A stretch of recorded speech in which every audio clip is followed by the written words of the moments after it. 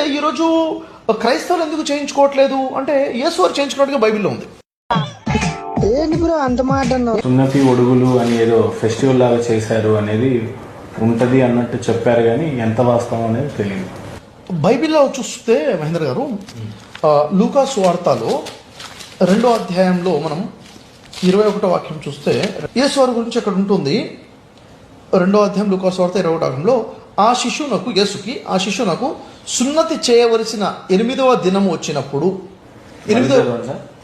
ఆ శిశువుకు సున్నతి చేయవలసిన 8వ దినము వచ్చినప్పుడు గర్భమందాయన పడకముందు దేవదూతల చేత పెట్టబడిన యేసు అని పేరు ఆయనకి పెట్టిరి. ఏ రోజు పెట్టారు యేసు అనే పేరు? 8వ రోజు పెట్టారు. ఏ రోజు అది? అనేది సున్నతి చేసేటువంటి రోజు, అది 8వ రోజున. అంటే యేసు వారికి సున్నతి చేసిన ప్రవక్తలు, ఎందుకంటే అబ్రహాం యొక్క సంతానంలో నుంచి వచ్చినటువంటి ప్రవక్తలు వీరందరూ, కాబట్టి ప్రవక్తలందరూ కూడా వీరందరూ సున్నతి చేయించుకున్నారు. యేసుప్రభుల వారు సున్నతి చేయించుకున్నారు అనే దాన్ని క్రిస్టియన్స్ యాక్సెప్ట్ చేస్తారా? యాక్సెప్ట్ చేయాల్సిందే కదా, బైబిల్లో ఉంది కదా, బైబిల్లో ఉంది, చేయాల్సింది. ఏం మాట్లాడుతున్నావురా, నరాలు కట్ అయిపోయింది. అయితే క్రైస్తవులందరూ దాదాపు చేయించేసుకుంటారు. ఇక్కడ మన భారతదేశంలో ఉన్న ప్రాంతంలో ఉన్న వాళ్ళు చేయించుకోరు, అది వేరే విషయము.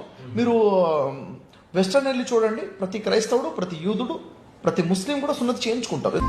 ఫైనల్ గా మీరు మరి నేను